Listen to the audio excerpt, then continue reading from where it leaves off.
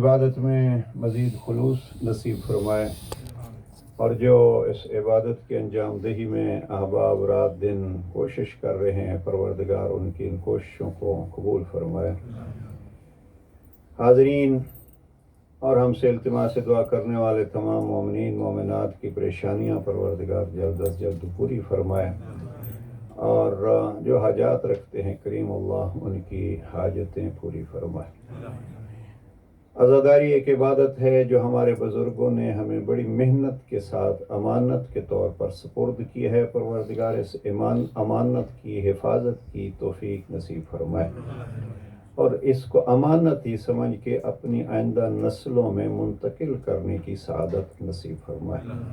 کریم اللہ اس عزاداری کے وارث حقیقی جناب امام زمانہ کے ظہور میں تعجیل فرمائے، اور امام کے خدمت میں عزاداری کا یہ پرسہ پیش کرنے کی ہمیں بھی توفیق نصیب فرمائے۔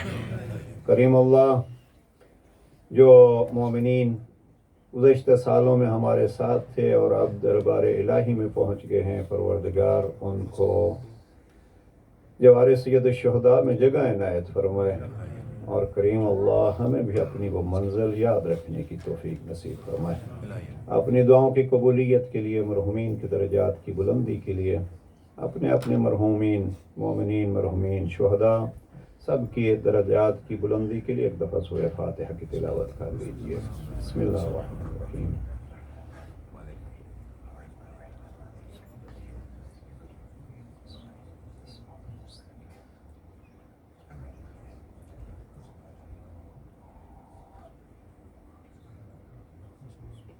صلوات پڑھ لیجیے، محمد و آل محمد۔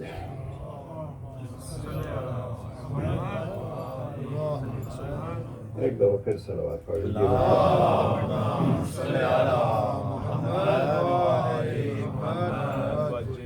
اس اشرے کے لیے جو موضوع انتخاب کیا ہے قرآن اور کربلا، اور گفتگو ہو رہی ہے جناب امام عالی مقام کے اس خط کے ضمن میں جو امام نے بصرہ کے سرداروں کو مکہ سے لکھ کے بھیجا، اور اپنے غلام جناب سلیمان کے ذریعے یہ خط پہنچایا۔ خط کے ابتدائی حصے میں جناب امام نے اپنے مقام، اپنی منزلت اور پیغمبر اکرم سے اپنے تعلق کو بیان فرمایا، اور خط کا یہ حصہ جو میں مسلسل پڑھ رہا ہوں، کوشش کیا کیجئے یہ چھوٹے چھوٹے جملات ائمہ معصومین علیہ السلام کے، چھوٹی چھوٹی آیات ذات توحید کی کلام پاک کی اگر یاد ہو سکیں تو یہ کلام ایک نورانی کلام ہوتا ہے، اور اس کا اثر ہوتا ہے دماغوں پہ بھی۔ آپ دیکھیے کہ جو لوگ قرآن حفظ کرتے ہیں کتنا ثواب اس کا بیان کیا گیا ہے۔ لہٰذا عزیزان، میں ابھی یہاں بیٹھا تو ایک چھوٹے سے عزیز جو ہوں، مجھے تو اچھا لگتا ہے کہ یہ کتاب کاغذ ہو اور یہ چیزیں لکھی جائیں۔ ہم اپنی گزشتہ زندگی کو دیکھتے ہیں تو شروع میں عادت ہماری یہی رہی، چھوٹے چھوٹے اپنے اساتذہ کے دروس، اور اب ہم ان کو دیکھتے ہیں 40 سال کے بعد، تو ایک دلی طور پہ ہوتا ہے کہ چلیں ایک خزانہ ہمارے پاس بھی موجود ہے۔ بہرحال ہمارے ہاں چونکہ مجالس میں یہ رواج نہیں ہے کہ ہم ان چیزوں کو لکھیں، اس حد تک تو ہم کہتے ہیں کہ مجلس مدرسہ ہے، لیکن مدرسے میں کاغذ قلم ہو تو ایک چیز زیادہ دیر تک یاد رہتی ہے۔ لیکن ایک کوشش کیا کیجیے، میں اس لیے کوشش کرتا ہوں کہ کوئی بات کی جائے تو اس کا مکمل حوالہ دیا جائے، کیونکہ شاید یہاں آپ نہیں لکھ سکیں، اور بعض اوقات پھر افراد شرم بھی آتی ہے۔ ابھی ایک سفید ریش جو ہے وہ ہمارے جیسا بندہ کبھی بیٹھا لکھ رہا ہو تو کیا سمجھا جائے گا۔ لہٰذا جب حوالہ ہوتا ہے تو عزیزان کوشش یہ کیا کیجیے کہ اس حوالے کو دیکھ کے، اس ریفرنس کو دیکھ کے اس فرمان کو یاد کرنے کی کوشش کیا کیجیے۔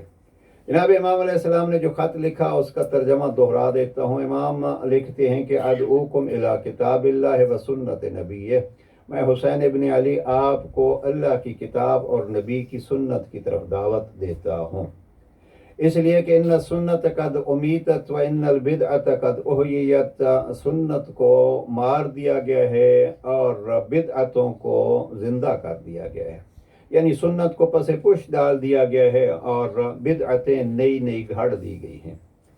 یہاں آج انشاءاللہ جس جملے پہ گفتگو کرنی ہے وہ ہے ان تسمعوا قولی و تطیعوا امری، امام علیہ السلام فرماتے ہیں اے سرداران بصرہ اگر تم میری بات کو سنو گے اور میرے حکم کو مانو گے تو اہدکم الی سبیل الرشاد میں حسین ابن علی آپ کو ہدایت کی راہوں پہ لے چلوں گا۔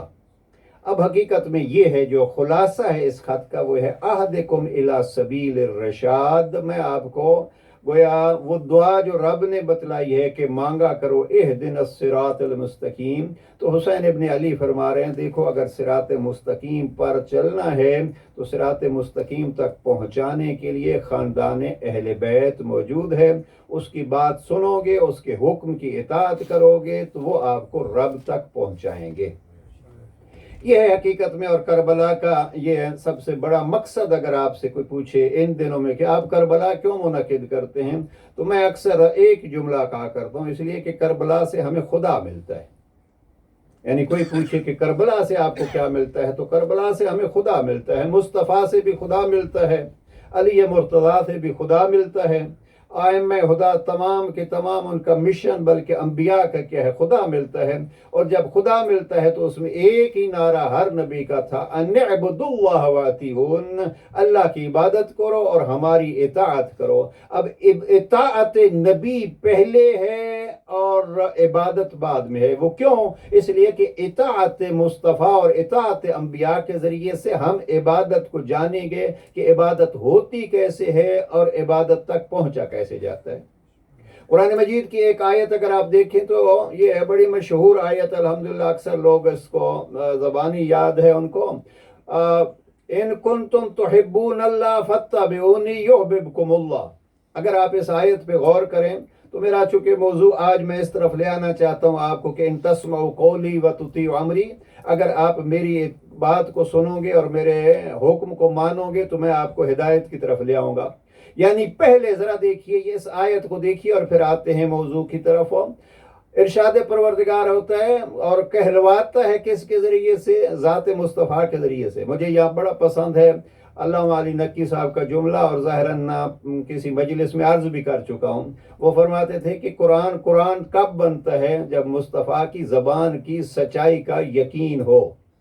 اس لیے کہ مصطفیٰ نے جس کو قرآن کہا ہے ہم نے اس کو قرآن کہا ہے، جس کو انہوں نے اپنی بات کہا ہے اس کو ہم نے حدیث کہا ہے۔ تو قرآن کب بنتا ہے؟ قرآن تب بنتا ہے جب مصطفیٰ کی زبان کی صداقت کا یقین ہو۔ اور رب کریم نے بھی یہی فرمایا کہ وَمَا يَنْطِقُ عَنِ الْهَوَىٰ إِنْ هُوَ إِلَّا يُحْيِيهَا، میں اس ذات کو بھیج رہا ہوں جو اپنی مرضی سے بولتا بھی نہیں۔ اس آیت پہ اگر آپ غور فرمائیں گے، قُلْ إِن كُنتُمْ تُحِبُّونَ اللَّهَ، اگر آپ چاہتے ہیں کہ اللہ سے آپ محبت کریں تو کیا کریں؟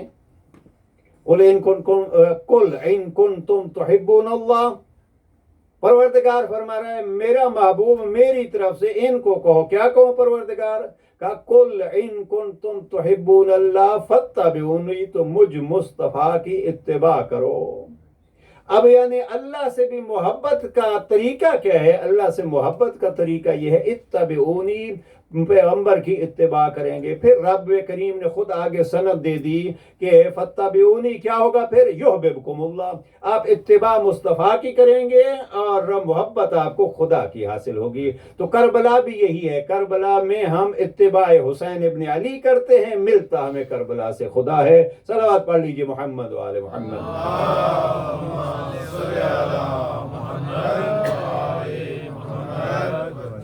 اب آتے ہیں پلٹ کے ہمارا جو موضوع قرآن اور کربلا۔ میں نے مختصراً عرض کیا ہے اور بعض علمی بحثیں ہوتی ہیں، شاید عزیزان کہاں تک پہنچ سکے۔ وہ یہ ہے کہ قرآن مجید اور کربلا دونوں کا مقصد ایک ہے، اور وہ مقصد وہی ہے جو ابھی عرض کیا ہے، ہدایت اللہ، اللہ تک پہنچانا۔ معرفت خدا کا ذریعہ بھی یا قرآن ہے یا کربلا ہے۔ البتہ کربلا ایک ہندو ہیں، کتاب ہے میرے پاس، کربلا استعارہ شعری، جو لوگ ادب سے تعلق رکھتے ہیں، بڑی اچھی کتاب ہے کربلا استعارہ شعری۔ یعنی کربلا حقیقت میں ایک استعارہ بن چکا ہے، جرت کے ساتھ کسی ظالم کے سامنے کھڑے ہونے کے لیے ایک نمونہ ہے کربلا۔ ہندو آپ دیکھیے بہت سارے، سکھ میرے پاس کتابیں ہیں ان کے اشعار ہیں، ان کو اگر آپ دیکھیں تو یعنی جرت کے لیے، ہمت کے لیے۔ میں نے کہیں پڑھا، آپ دیکھیے کہ منڈیلا کو دیکھیے، وہ 26 سال کی قید کے دوران اس کے بہت سارے اس کے بعد انٹرویوز ہیں کہ میں نے یہ سارا حوصلہ جو ہے وہ کربلا سے سیکھا۔ گاندھی جب انڈیا میں یہ سارا کچھ اقدام کر رہا تھا تو گاندھی کی بہت ساری تقریریں تھیں اور اس کے بہت سارے قول جناب امام حسین علیہ السلام کے بارے میں ہیں۔ اس لیے امام حسین علیہ السلام کسی مذہب کے ساتھ خاص نہیں ہے، انسانیت کے ہیں حسین، اور انسانیت کو رب کی طرف پہنچانے کے لیے جناب امام حسین علیہ السلام نے یہ سارے قدم اٹھائے ہیں۔ اس لیے کوشش ہماری یہ ہونی چاہیے عزیزاً، اب آدھے سے زیادہ حصہ گزر چکا ہے، ہماری کوشش یہ ہونی چاہیے کہ ہم جس طرح پہلے دن آئے تھے اس دن اور 10ویں کے عاشور کے انجام دہی کے بعد ہم ویسے نہ ہوں جیسے آئے تھے، اس لیے کہ اگر ویسے ہی رہیں گے تو اعتراض کس پہ ہوتا ہے؟ استاد پہ ہوتا ہے۔ معاذ اللہ میں ذریعہ نہ بنوں کہ امام حسین علیہ السلام پہ اعتراض ہو کہ کیا درسگاہ حسینی ہے۔ نہیں، حسینی درسگاہ کا تقاضا یہ ہے کہ جیسے آئے تھے گناہوں سے ہمارا دامن بھرا ہوا تھا، لیکن جب اس دروازے پہ آئے ہیں تو خدا کو ان کا وسیلہ دے کے استغفار ہم کریں، اور گناہوں کے گزشتہ گناہوں کے استغفار کے 4 حصے بتلائے ہیں جناب امیر علیہ السلام نے نہج البلاغہ میں، اس کی طرف نہیں جاتا۔ امام نے بہرحال فرمایا پہلا یہ ہے کہ صمیم قلب سے گزشتہ گناہوں سے توبہ کیجئے، اور اسی طریقے پہ دل کی پختگی کے ساتھ آئندہ گناہوں سے بچنے کا عہد اور مصمم ارادہ کیجئے، یہ ہوتا ہے استغفار۔ آئیے ہم اسی مجلس میں، جس مجلس میں ہم امام حسین علیہ السلام کے اس یتیم بھتیجا کا تذکرہ کریں گے کہ وہاں جوانوں نے جو ہمیں درس دیا تھا، ہم وہی درس دیں کہ ہمارے لیے یہ شفا خانہ بنے، فقط عزا خانہ نہ رہے۔ صلوات پڑھ لیجئے محمد و آل محمد۔ اللہم صلی علی محمد و آل محمد وجل۔ میں جو چیزیں عرض کر چکا ہوں کہ قرآن مجید نے اور کربلا نے جو مقصد دیا ہے، اس مقصد کے لیے پہلا قدم یہ ہوتا ہے کہ وہ مقصد، ہر راہ جو کوئی چلتا ہے تو اس راہ کا کوئی رہنما ہوتا ہے۔ راہ آپ دیکھیے ہمارے ہاں اردو میں بھی لفظ رہنما استعمال ہوتا ہے۔ امام لفظ کا آپ کو معنی یقیناً معلوم ہے۔ امام کیا ہوتا ہے؟ امام، اور امام کے ساتھ لفظ استعمال ہوتا ہے معموم۔ امام ہوتا ہے وہ جو آگے ہوتا ہے، معموم ہوتا ہے جو اس کے پیچھے ہوتا ہے۔ اب اسی کو کہیے راہ اور رہنما۔ راہ ہوتا ہے اور راہ پہ جو رہنمائی کرنے والا ہوتا ہے اس کو رہنما کہتے ہیں۔ امام کا لفظی معنی کئی دفعہ میں نے عرض کیا ہے کہ امام کا معنی یہ ہے کہ وہ آگے ہو اور معموم یعنی اس کے پیچھے ہو۔ اب ممکن ہے ایک شخص جو ہے، چھوٹی سی مثال میں تفصیل میں جایا کرتا ہوں لیکن اب وقت نہیں ہے، کہ آپ نے یہ چھوٹا سا محراب بنایا ہوا ہے، محراب میں آپ ہمیں کھڑا کر دیتے ہیں، کسی اور عالم دین کو کھڑا کر دیتے ہیں، اب وہ ہوتا ہے امام، آپ پیچھے کھڑے ہوتے ہیں معموم۔ اب اگر کوئی ایسا شخص ہو جو امام کے سب سے زیادہ قریب ہے لیکن اس کا رخ اس طرف نہیں ہے جس طرف رخ امام کا ہے، وہ امام کی پشت سے اپنی پشت لگا کے پیچھے کھڑا ہوا ہے، آپ بتلائیے اس کو معموم کہیں گے آپ؟ کیا نماز اس کی ہو جائے گی؟ سب سے آگے بھئی اتنا وہ قریب ہے، آپ پیچھے صف میں کھڑے ہیں، سجدے کی جگہ رکھی ہوئی ہے، وہ تو امام کے اتنے قریب ہوا گیا، امام کی پشت اور اس کی پشت آپس میں ایک ساتھ ہیں، آپ اس کو معموم نہیں کہتے، اس لیے کہ معموم کے لیے ضروری ہے اس کا رخ ادھر ہو جدھر امام کا رخ ہے۔ اب ہم اگر امام حسین علیہ السلام کو امام مانتے ہیں تو کم از کم فاصلہ جو ہے وہ جتنا بھی ہو، لیکن رخ ہمارا اس طرف ہونا چاہیے جس طرف امام جا رہے ہیں، جس طرف امام کا رخ ہے۔ میں کبھی امامت اور اس نماز کے حوالے سے مثال دیا کرتا ہوں۔ الحمدللہ آپ کی بھی مجھے اچھا لگتا ہے۔ ہمارے یہاں اکثر رواج یہ ہے کہ جناب مجلس سنی اور پھر 10 منٹ کا وقفہ ہے تو ہم گئے جناب گھر، اور الحمدللہ آپ احباب کے یہ ایک اچھی ترتیب ہے کہ نماز اور مجلس کے درمیان کوئی عزیز بھی، چھوٹے سے چھوٹا بچہ بھی جو ہے وہ، حالانکہ اس وقت بھی سکولوں کے جو مسائل ہیں وہ ہمیں آگاہی ہے، بچے کتنے دیر ہو جاتی ہے، لیٹ ہو جاتے ہیں، لیکن الحمدللہ نماز کا جو طریقہ کار ہے آپ کا پروردگار اس کو قبول فرمائے اور اس میں اور بہتری عطا فرمائے۔ صلوات پڑھ لیجئے محمد و آل محمد۔ اللہم صلی علی محمد و آل محمد۔ میں دو مثالیں دیکھتا ہوں اور آتے ہیں پلٹ کے کہ قرآن اور کربلا میں قائد اور رہبر اور رہنما اور امام کی ضروری پہچاننے ہیں.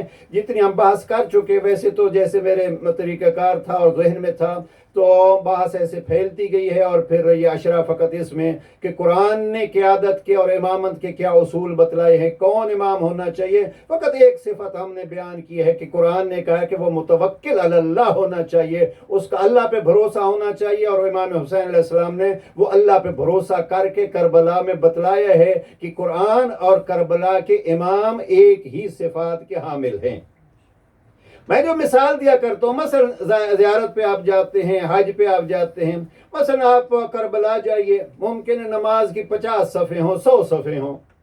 اب آپ دیکھیے عزیزان، آپ 100 صفیں بھی ہوں تو 100 صف پیچھے جو کھڑا ہے وہ امام، اس کا بھی امام ہے، اور جو پہلی صف میں کھڑا ہے اس کا بھی امام ہے. کیوں؟ اس لیے کہ جو پیچھے کھڑا ہے اس کا رخ بھی اس طرف ہی ہے جس طرف امام کا رخ ہے. اور رخ کے ساتھ ایک اور چیز ضروری ہے، وہ یہ ہے کہ جیسے امام چل رہا ہے ایسے ہی یہ اس کے ساتھ چل رہا ہے. بس یہی سید الشہداء نے اس خط میں بتلایا، فاسمعوا قولی ان تسمعوا قولی وتطیعوا امری، میری بات کو سنو اور میرے امر کی اطاعت کرو، میں آپ کو ہدایت کی راہوں پہ لے چلوں گا. بس ہمیں امام کی بات سننی ہے اور امام کی قول کی اہمیت دے کے امام کے حکم کی اطاعت کرنی ہے. اور یہی علی ہم سے چاہتے ہیں. جناب امیر علیہ السلام کا ایک فرمان یہ حوالہ دے رہا ہوں، اور اگر فرصت ملے تو خطبہ نمبر 95 نہج البلاغہ ترجمہ مفتی جعفر حسین مرحوم، اس کو دیکھیے گا. امام فرماتے ہیں انظروا الی اہل بیت نبیکم، اپنی نظر نبی کی اہل بیت پہ رکھو. فالزموا سمتہم، ان کی سیرت. مفتی جعفر حسین مرحوم نے ترجمہ کیا ہے، سمت کا معنی انہوں نے کیا ہے سیرت. میں اس کا معنی اگر کروں جیسے ہم اپنی اردو میں کرتے ہیں تو عربی کا معنی اردو میں کر دیں کہ ان کی سمت کو دیکھو کہ وہ کس طرف ہیں. فالزموا سمتہم واتبعوا اثرہم، دیکھو ان کی سمت کیا ہے اور دیکھو ان کے نقش پا کہاں ہیں. پھر امام فرماتے ہیں اگر آپ ان کی اطاعت کرو گے تو آپ کو ہدایت کریں گے اور آپ کو گمراہی کی طرف پلٹائیں گے نہیں. مختصر کر رہا ہوں اس فرمان کو بھی. یہاں امیر المومنین فرماتے ہیں فَإِن لَبَدُوا فَالْبَدُوا فَإِن لَحَظُوا فَالْحَظُوا فَإِن نَحَظُوا فَانْحَظُوا، اگر کہیں اہل بیت رکتے ہیں تو آپ بھی رک جاؤ، کہیں چلتے ہیں تو آپ بھی چل پڑو. اب نماز جماعت میں ہم یہی عملی طور پر امامت کی عظمت بتلاتے ہیں. امام جہاں چلے گا ہم چلیں گے، جہاں رکے گا ہم رکیں گے، جہاں جھکے گا ہم جھکیں گے. اور مجھ جیسا ایک طالب علم بھی اگر آپ کے آگے کھڑا ہے بطور امام، آپ بھی اگر 2 دفعہ سجدہ اس سے پہلے کر لیتے ہیں تو آپ کی نماز جماعت ختم ہو گئی، آپ کو پھر نماز پڑھنی پڑے گی. کیوں؟ اس لیے کہ مجھ جیسے گناہگار چھوٹے سے طالب علم سے آپ نے نماز جماعت میں نیت کی تھی کہ ہم ساتھ پیش نماز کے پڑھتے ہیں، اور آپ نے پہل کی ہے اور آپ آگے چلے گئے ہیں تو آپ کی نماز جماعت ختم ہو گئی. یعنی کربلا سے ہمیں کیا لینا ہے؟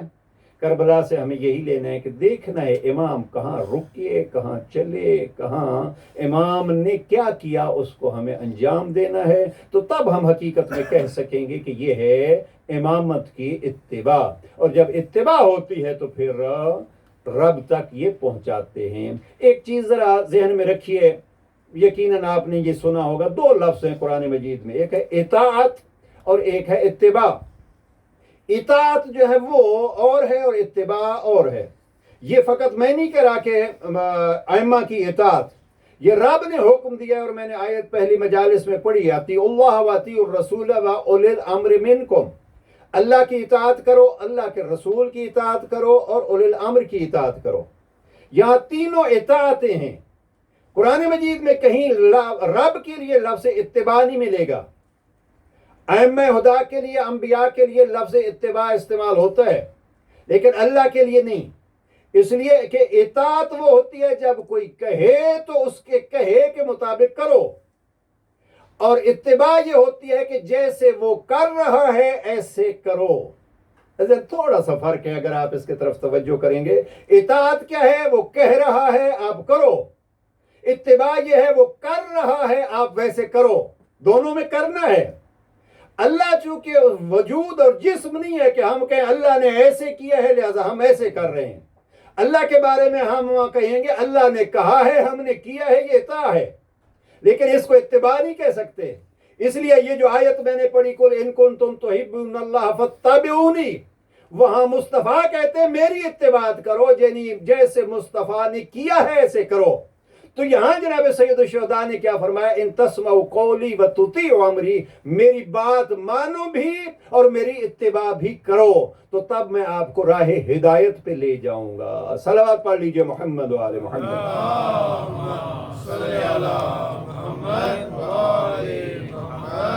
اب جب ہم امامت کی عظمت کے قصیدے پڑھتے ہیں اور فضائل پڑھتے ہیں تو بعض لوگ جو ہیں وہ ان کو برداشت نہیں ہوتا. مثلا امامت اگر کسی نے قبول نہ کی تو گویا اس نے کچھ بھی قبول نہیں کیا. میں کبھی کبھی مثال دیا کرتا ہوں عزیزان کہ یہی نماز جماعت جو ہے وہ ہو رہی ہے، اور نماز جماعت کے مسائل تھوڑے تھوڑے مسائل بھی یاد کر لیا کیجیے عزیزان.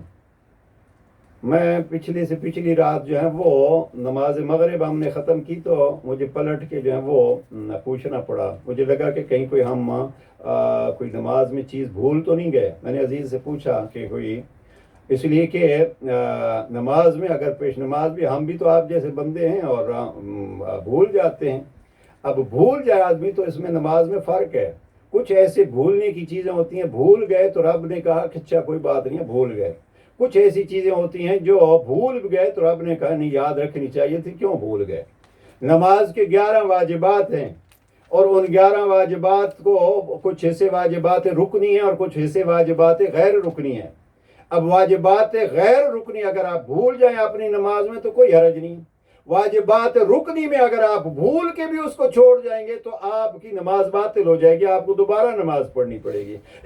چھوٹے چھوٹے مسائل اچھا ہوتا ہے. مراجع کرام نے مجتہدین نے جو اتنی تفصیل سے توضیح المسائل لکھی ہیں اور زندگیاں خرچ کی ہیں تو یہ کم از کم ہم ان کو جان لیں. اور اگر ایک آدمی جو ہے وہ عزادار تو بڑا پرانا ہے لیکن ابھی واجبات نماز نہیں جانتا تو اس کو یہ چاہیے کہ حسین ابن علی کو واسطہ بنا کے پروردگار میں اب تک نہیں جانتا تھا، اب مجھے ایک طالب علم نے متوجہ کیا ہے لہذا میں کوشش کروں گا کہ اپنے ضروری مسائل سے آگاہی حاصل ہو جائے. صلوات پڑھ لیجئے محمد و آل محمد.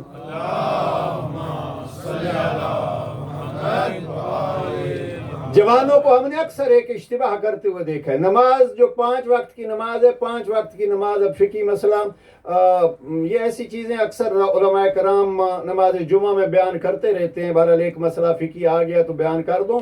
آج یہی نہیں کہیں کہ آج فقہ کا درس ہو گیا ہے اس میں. تو بہرحال اگر کوئی چیز مجلس سے یاد ہو جائے گی تو انشاءاللہ زندگیوں میں کام آئے گی. جوانوں کو ہم نے اکثر غلطی کرتے دیکھا ہے اور وہ کیا ہے؟ حیا کی وجہ سے، شرم کی وجہ سے. غلطی کیا ہوتی ہے؟ نماز جو ہم پڑھتے ہیں، میں تفصیل میں نہیں جاؤں گا، توضیح المسائل دیکھ لیجئے. ہم جو نمازیں پڑھتے ہیں 5 تو 5 وقت کی نمازیں 3 نمازیں جو ہیں وہ ہیں اخفاتی، 3 نمازیں ہیں جہری اور 2 نمازیں اخفاتی. اور ان کے بھی حصے ہیں اپنے. مثلا نماز صبح، نماز مغرب اور نماز عشاء، یہ ان کو کہیں گے ہم نماز جہری. نماز ظہر اور نماز عصر جو ہے وہ یہ ہے اخفاتی. یعنی کیا؟ یعنی اگر آپ گھر میں اکیلے پڑھ رہے ہیں نماز تو فجر کی پہلی اور 2 رکعت کل ہیں 2، ان میں الحمد اور دوسرا سورہ آپ کو آواز سے پڑھنا چاہیے جس کو ہم کہتے ہیں بالجہر. یعنی اتنا ہونا چاہیے کہ آپ کی آواز آپ کے کانوں تک پہنچ جائے، یہ ہوگا بالجہر. یعنی یہ فقط ہے الحمد اور دوسرے سورہ کے لیے. یہ فجر کی دونوں رکعتوں بھی، مغرب اور عشاء کی دونوں رکعتوں میں بھی، اور باقی جو ہے وہ اخفاتی ہیں ساری چیزیں. ظہر اور عصر کی پہلی 2 رکعتوں میں بھی آپ الحمد اور دوسرا سورہ بھی آہستہ پڑھیں گے. یہاں آپ 3 نمازوں میں حمد اور دوسرا سورہ آواز سے پڑھیں گے، 2 نمازوں میں آپ آہستہ پڑھیں گے. اگر آپ ان کو الٹ پڑھ رہے ہیں. جیسے جوانوں کے بارے میں کہہ رہا تھا، ہمارے جوانوں کی ساری نمازیں اخفاتی ہوتی ہیں، بالخصوص اگر کہ مسجد میں دیر سے آئے اور ہم جیسا کوئی طالب علم بیٹھا ہوا تو پھر ساری ہی اخفاتی ہیں. اس لیے کہ آپ پڑھیں گے تو یہ مولانا صاحب کہیں گے اس کی نماز پتہ نہیں الحمد ٹھیک ہے یا نہیں. نہیں عزیزان، ایک تو یہ ہے کہ یہ ہے واجب غیر رکنی. اگر ابھی تک آپ بھول کے یہ انجام کرتے رہے تو اس کو دوبارہ قضا کی ضرورت نہیں ہے. لیکن اب اس کے بعد اگر ہمارے اس مسئلے کے بیان کے بعد جان بوجھ کے کسی نے مثلا مغرب کی نماز جو ہے وہ پڑھی اور الحمد کو اس نے آہستہ سا پڑھ لیا، تو یہ چونکہ ابھی مسئلہ آپ جان چکے ہیں اس لیے نماز میں اشکال ہوگا اور آپ کی نماز پھر بعد میں کہیں گے تو پھر دوبارہ اس کی قضا کرنی پڑے گی. صلوات پڑھ لیجئے محمد وآل اللہم صل علی محمد وآل محمد وعجل فرجہ. چلیں اسی بہانے سے ابھی چکے. اور اس کے بعد عزیزان معصوم کا فرمان ہے کہ آدھا علم سوال میں ہے. ہمارے ہاں پھر وہ جوان جیسے عرض کیا نا، جوان شرماتے ہیں کہ اب ہم اگر پڑھیں گے مولانا صاحب کی موجودگی میں یا کسی اور بزرگ کی موجودگی میں پتہ نہیں ہماری قرات کیا ہوسی ہوگی. اور ہم لوگ بھی تو جو ہے وہ سارا زور جو ہے آپ کی عین کیسے تھی اور غین کیسے تھی. آپ کی عین غین میں ہم ٹھیک رہتے ہیں کہ قرات جو ہے وہ ضروری ہے کسی حد تک. ایک بزرگ تھے، انہوں نے کسی پیش نماز کے پیچھے، جیسے ہماری طالب علم میں سب سے بڑا پیش نماز پہ اعتراض اس کا جو قرات ٹھیک نہیں تھی. کسی نے کہا کہ آپ کی فلاں چیز ٹھیک نہیں ہے، تو دوسرے بزرگ نے کہا ایک چیز آپ میں بھی کمزوری ہے. انہوں نے کہا میرے اندر کیا کمزوری ہے؟ انہوں نے کہا اخلاق کی. اس لیے کہ اگر اس میں ایک چیز غلط ہے تو آپ کو یہ اخلاق کا کم از کم اگر اس کو بتلانا ہی تھا تو سب کے سامنے تو نہیں کہنا چاہیے تھا جی آپ کی یہ چیز غلط ہے. تو اس کو بڑا غصہ، دونوں نام مجھے یاد ہے، دونوں پروردگار کو پیارے ہو گئے، پروردگار غریب کی رحمت فرمائے. تو ایک نے کہا کہ یہ مثلا آپ کی قرات ٹھیک نہیں ہے، ایک بزرگ کو کہا. تو وہ دوسرا بزرگ کہتا ہے کہ ایک آپ کی بھی ٹھیک چیز نہیں ہے، اور وہ کیا ہے کہ آپ کا اخلاق ٹھیک نہیں ہے. یہی چیز آپ کو کہنی تھی تو آپ جو ہیں وہ اسی طریقے پہ عزیزان ہم قرات کے بارے میں گھبراتے ہیں. ساتھ یہ ہے کہ ہم ایک اور چیز سے سوال کرنے سے گھبراتے ہیں. میری سفید ریش ہے، اب ایک چیز مجھے نہیں معلوم، اب میں کسی سے پوچھوں جی کیسے پوچھوں؟ میں سارا دن پوچھتا ہوں. ابھی عزیز تھے وہ وائی فائی کا پوچھ رہا تھا، کمپیوٹر کا پوچھ رہا تھا، گاڑی کا ہم پوچھتے ہیں. اب گاڑی کا جو ہے وہ اگر پریشر جو ہے وہ ہمیں چیک کرنا پڑے جی اس گاڑی کے ٹائر کا مثلا ٹائر نمبر یہ ہے تو اس کا پریشر کتنا ہونا چاہیے. مجھے تو سفید ریش کے بعد اور اتنا پڑھنے کے بعد گاڑی کے پریشر کا نمبر پوچھنے میں تو مجھے شرم نہیں آتی، لیکن اللہ کے دین کا ایک مسئلہ پوچھنے کے لیے پھر کیوں شرم آنی چاہیے؟ لہذا دوسرا مسئلہ جو ہے وہ یہ ہے کہ سوال کرنے میں مجھے تعجب ہوتا ہے، البتہ خوشی بھی ہوتی ہے اس لیے کہ ہم بعد میں بیٹھے ہوتے ہیں اور کوئی مسئلہ آج تک جو ہے ہم سے ایک مسئلہ بھی کسی نے نہیں پوچھا. تو خوشی ہمیں یہ ہوتی ہے کہ الحمدللہ گول سول والے سارے مسائل جانتے ہیں، کوئی کسی کو ذرہ بار بھی کسی مسئلے میں کمی نہیں ہے کہ ایک طالب علم کے ساتھ بیٹھ کے وہ کہیں کہ ہمیں یہ مسئلہ بتلائیے. اللہ سبحانہ و تعالیٰ اس علم میں اور اضافہ فرمائے. صلوات پڑھ لیجئے محمد وآل محمد. بس عزیزان بات کہیں اور چلی گئی. عرض یہ کیا تھا کہ کربلا کا اور قرآن کا مقصد ایک ہے، اور اس میں ایک چیز مہم ہے کہ اس رہنما کو اور امام کو پہچانی ہے. اور میں 6-7 صفات جو ہے وہ سوچ رہا تھا قرآن میں جو رہبر کے لیے چیزیں استعمال ہوئی ہیں اور جو شرائط ذکر کی ہوئی ہے خصوصیت کے ساتھ. حضرت طالوت کو رب کریم فرماتا ہے کہ ہم نے اس کو خلیفہ بنایا. 2 چیزیں، علم اور شجاعت. حضرت ابراہیم کو امام بنایا، کس پہ بنایا؟ تسلیم. تو یہ چند شرائط قرآن مجید نے بیان کی ہیں جن کا اگر خلاصہ کریں تو یہ 3 چیزیں بنتی ہیں، علم، شجاعت اور تسلیم. کچھ اس کو پھیلاتے ہیں اور وہ کیا ہوتا ہے؟ عصمت اور سخاوت. تو بہرحال یہ قرآن اور کربلا میں قرآن نے یہ چیزیں بتلائیں. مثلا ایک استقامت ہے، الذین قالوا ربنا اللہ ثم استقاموا. رب کریم فرماتے ہیں جنہوں نے کہا کہ ہمارا رب اللہ ہے اور پھر اس پہ ثابت قدم رہے، ان پر ملائکہ نازل ہوتے ہیں. ان کی پھر حالت کیا ہوتی ہے؟ لوگ ان کو کہتے ہیں آپ کے خلاف فوجوں پہ فوجیں آ گئیں. جب لوگ کہتے ہیں یا فوجوں کی فوجیں ان کو نظر آتی ہے تو زادتہم ایمانا، ان کا ایمان کم نہیں ہوتا، ان کے ایمان میں اضافہ ہوتا ہے. تو یہ ساری چیزیں میرے ذہن میں تھیں کہ استقامت قرآن نے کہا ہے اور حسین ابن علی نے کر کے دکھایا ہے، لیکن اس بات کو اب یہیں ہم چھوڑتے ہیں.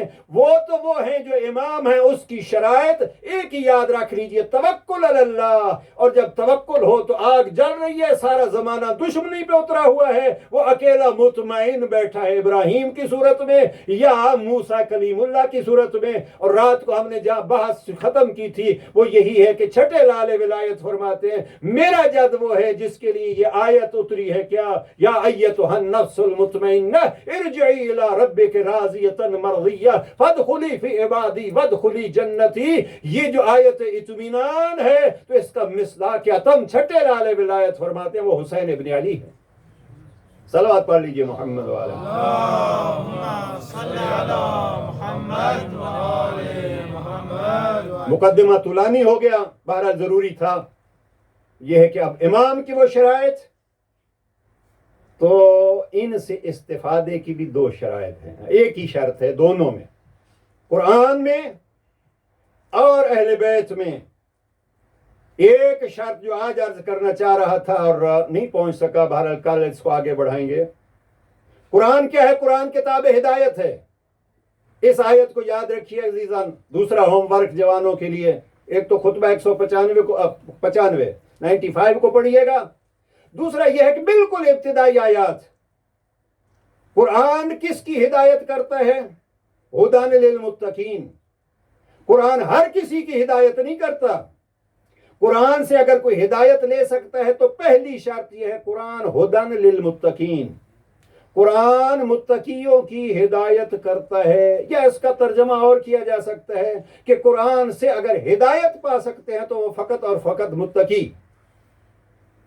یہ کیا ہے؟ قرآن کے لیے اگر آپ فائدہ اٹھانا چاہتے ہیں تو متقی ہونا پڑے گا. امامت کے لیے بس یہ آیت، اور آتے ہیں مصائب کی طرف. امامت کے لیے یہ آیت بھی یاد رکھ لیجئے گا، یا ایھا الذین آمنوا اتقوا اللہ وکونوا مع الصادقین. یہ ہمارے ممبروں پہ اکثر آیت بیان کی جاتی ہے اور اسی آیت سے عصمت اہل بیت بھی ثابت کی جا سکتی ہے، لیکن وقت نہیں ہے کہ میں اس طرف جاؤں. بس آپ نے یہ یاد رکھنا ہے کہ قرآن ہدایت کس کی کرتا ہے؟ ہدی للمتقین. اور ائمہ تحرین علیہ السلام سے بھی ہدایت کے لیے ضروری کیا ہے؟ ذرا اس آیت کا ترجمہ سن لیجئے. یا ایھا الذین آمنوا اتقوا اللہ وکونوا مع الصادقین. اے صاحبان ایمان متقی بن جاؤ اور متقی بن کے کونوا مع الصادقین، سچوں کے ساتھ ہو جاؤ. قرآن سے اگر ہدایت حاصل کرنی ہے تو متقی بننا پڑے گا، اور اگر امامت کے ذریعے سے آپ نے ان کی معیت اور ان کا ساتھ اور ان کی اتباع کرنی ہے تو پہلے متقی بننا پڑے گا. لہذا قرآن بھی ہدایت کرتا ہے تو متقیوں کی، اور امامت کے لیے بھی اگر آپ استفادہ کر سکتے ہیں تو تب جب آپ متقی بنیں گے. اس لیے کہ علی کو نبی نے فرمایا علی انت امام المتقین. علی ہر کسی کے امام نہیں ہے، امام ہے تو متقیوں کے امام. ابھی ہمیں کیا کرنا ہے؟ کل یہاں سے شروع کریں گے. آج شروع کرتے کرتے ہی ہمارا وقت کافی گزر گیا. میرا جی چاہ رہا تھا اور ذہن میں یہ تھا کہ یہاں سے شروع کریں گے. قرآن ہدایت کرتا ہے متقیوں کے لیے، اور امامت بھی تب نصیب ہوتی ہے جب انسان پہلے، اور یہ میں تفصیل میں نہیں جاؤں گا. یا ایھا الذین آمنوا اتقوا اللہ وکونوا مع الصادقین. یہ ایمان میں اور تقوی میں کیا فرق ہے؟ لیکن ایک ہی چیز یاد رکھیے، اور وہ کیا ہے کہ کونوا مع الصادقین، صادقین کے ساتھ ہو جاؤ. ویسے ایک اچھی کتاب ہے، انگلش میں بھی اس کی اچھی ٹرانسلیشن ہے اور اردو میں بھی ٹرانسلیشن ہے، ڈاکٹر تیجانی کی. تیجانی سماوی کی کتاب ہے کونوا مع الصادقین. اس نے بڑی تفصیل سے اس آیت پہ بحث کی ہے، اور اسی آیت سے عصمت بھی اور علم امام بھی اور باقی چیزیں انہوں نے ثابت کی ہیں. تو بہرحال عزیزان کل یہیں سے شروع کریں گے. تقویٰ کیا ہے؟ قرآن مجید میں متقیوں کی 32 صفات رب کریم نے بیان کی ہیں. 32 کوالٹیز آف متقین.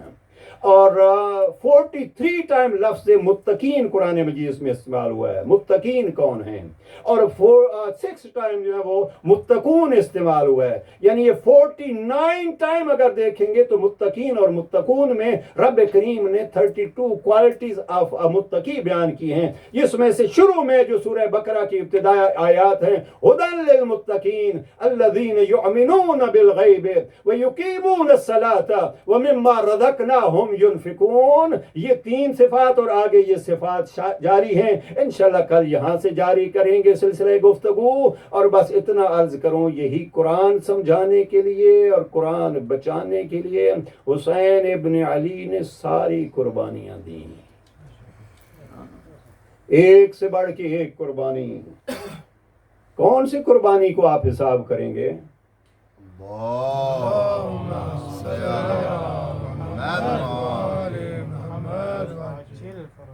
عجب عزیزان، کربلا کے ہر پھول کی اپنی خوشبو. ذکر مجھے آج اس شہزادے کا کرنا ہے. کربلا کے بعد آپ کو بہت سارے یتیم ملیں گے. کربلا سے پہلے کوئی 1 مہینہ پہلے اگر یتیم ہوئے تو جناب مسلم ابن عقیل کے یتیم جو کربلا میں محرم میں یتیم تھے، تو وہ خاندان جناب مسلم ابن عقیل، فرزندان جناب مسلم ابن عقیل. لیکن کربلا سے بہت پہلے جو یتیم گھرانہ تھا وہ حسن مجتبیٰ کا گھرانہ. جوان بہت کم ہمارے ممبر سے بیان کیا جاتا ہے. کربلا میں امام حسن مجتبیٰ کے 4 بیٹے تھے موجود، 3 شہید ہوئے اور جناب حسن مثنیٰ زخمی ہوئے اور پھر وہ بچ گئے. جناب قاسم ہیں 13 سال کے، جناب عبداللہ اصغر ہیں 11 سال کے، اور عبداللہ اکبر ہیں جو 30 سال کے ہیں. ہر عرض کیا، ہر پھول کی اپنی خوشبو، اور ہر بزرگ ایک مثال دیا کرتے تھے، ماں باپ کے لیے بچے اس کی انگلیوں کی مانند ہوتے ہیں، جس پہ چوٹ لگے اس کا اپنا درد ہوتا ہے. لیکن شریف تشریف فرما ہو، خیال کیا کیجیے اس کا بھی. شریفوں کو اگر بھائی دنیا سے کوچ کر جائے تو شریفوں کو اپنے بچوں سے بھی زیادہ اپنے بھتیجے بھتیجیاں پیارے ہوتے ہیں. میں نے اپنے خاندان میں دیکھا، بہت سارے ایسے افراد کو میں جانتا ہوں جنہوں نے اس رشتے کو نبھایا اپنے یتیم بھتیجے بھتیجیوں کو. لہذا کبھی اگر ایسا ہو، خیال کیا کیجیے عزیزان. کربلا کا وہ شہید جسے بہت دیر سے اجازت ملی، یا ابوالفضل العباس تھے یا پھر جناب حسن مجتبیٰ کے یتیم جناب قاسم تھے. لیکن جو درد بھرا انداز اجازت دیتے ہوئے جناب قاسم کے لیے شہید کربلا نے اپنایا، وہ کسی اور شہید کے لیے نہیں. حوزہ علمیہ قوم مرحوم شیخ عبد الکریم حائری، وہ ایک ذاکر نے یہ مصائب جو پڑھا ودا کا، اور پھر امام کا اپنے بھتیجے کے پاس جانا، رو کے کہتے ہیں میں برداشت نہیں کر سکتا، آئندہ میرے سامنے یہ مصائب نہ پڑھا کرو. جانا کیسے ہوا سنتے رہتے ہیں، اجازت دیر سے دی. کیوں؟ اس لیے کہ بتلا تو چکے تھے رات کوئی شہید تو ہونا ہے آپ کو. اور وہاں رات کے واقعے میں ایک غیرت بھرا جملہ جو جناب قاسم نے چچا سے کہلوایا، جب جناب قاسم پوچھ رہے تھے نا رات اور شب عاشور کو، کیا میں بھی کل مرنے والوں میں ہوں گا؟ ہاں بیٹا، اس میں تو اصغر بھی مارے جائیں گے. علوی شجاعت तड़प उठी। जनाब कासिम सिन 13 साल का था, लेकिन गैरतमंद कासिम पूछते, चचा ये असगर जो मारे जाएंगे तो क्या अशकिया हमारे खेमों में आ जाएंगे? क्या हमारे खेमों में आ जाएंगे? इमाम ने फरमाया, नहीं बेटा, मैं असगर को पानी पिलाने ले जाऊंगा। अजीज़ों, अगर समझ सको तो मैं कहता हूँ ये कहा था जनाब कासिम ने, जवाब दिया था जनाब सैयद शुहदा ने। नहीं मालूम मुझे क्या यही सवाल और जवाब चचे और भतीजे का सैयद सज्जाद ने सुना होगा या नहीं सुना होगा। और जब वह जनाब कासिम जैसा 13 साल का एक नौजवान तड़प गया था कि चचा क्या ये बदमाश और ये जालिम फुफियों के खेमों तक आ जाएंगे, तो इमाम ने तसल्ली दी, नहीं बेटा मैं ले जाऊंगा, लेकिन मैं कहूंगा ए बनी हाशिम के शुजा और गैरत अलवी के वारिस कासिम, अब ये रात को तो नहीं आएंगे और ये 10 मुहर्रम को तो नहीं आएंगे, लेकिन यही फुफियों के खेमे होंगे, यही तेरी माँ होगी, यही खयाम होंगे और जालिम आएंगे, कोई बचाने वाला न होगा। हालत क्या होगी जनाब सैयद सज्जाद की? बस अजीजों, इतला तो दे चुके थे जनाब इमाम कि कासिम तूने भी शहीद होना है, लेकिन फिर देर क्या थी? यतीमों को मरने के लिए भेजना मुश्किल था। इमाम को शायद ये था कि इस खानदान के यतीम पहले ही कासिम के बाबा की शहादत से अपना हिस्सा बटा चुके हैं। मेरा दिल कहता है शायद शहीद करबला कहते होंगे, बेवा माँ की 13 साल की मेहनत, अल्लाह करे मेरी मजलिस में कोई बेवा न हो। मैंने अपने करीब करीब से वो बीबियां देखी है, 22 साल अपने यतीम बेटे को पाला और 22 साल के बाद एक एक्सीडेंट में वो मारा गया। हमने देखा कितने दिन चुप करके बैठी थी, न बोलती थी न खाती थी। क्यों? इसलिए कि मेरी मेहनत का क्या हुआ। हाँ, शायद शहीद करबला को यही मंजर याद आता होगा, उम्मे फरवा तेरी 13 साल की मेहनत। या मैं कभी कभी कहा करता हूँ जब कासिम सामने आते होंगे तो अपने भाई हसन मुजतबा का वो कफन में लगे जाने वाले तीरों वाला जनाजा वो याद आता होगा, पलटाते रहे। एक दफा ऐसे हुआ, शहीद मुतहरी ने हमासे हुसैनी में इसको फरमाया है, एक वक्त ऐसा आया, एक खत लेके कासिम आ गए, हुसैन मजबूर हो गए, कासिम को इजाजत तो दी, लेकिन आगे बढ़ के जनाब कासिम के दोनों हाथों को पकड़ा, अपने गले में डाला और अपने हाथ और बाजू जनाब कासिम की कमर पे रखे, गोया चचा भतीजे ने एक दूसरे को गले लगाया। किसी शहीद पे हुसैन जिंदगी में इतने नहीं रोए जैसे कासिम को खुदा हाफिज कहते हुए रोए। हर मुअर्रिख ने लिखा कि दोनों चचा भतीजा रोते रोते गश खा के गिर गए। अजीजो, अब जरा बतलाओ, 3 दिनों की प्यास, पानी का कतरा मौजूद नहीं, अब गशी से फाका हुआ होगा तो कैसे। हाँ, अब खुदा हाफिज की कासिम चले, और ये अंदाज किसी शहीद के लिए नहीं बनाया गया था।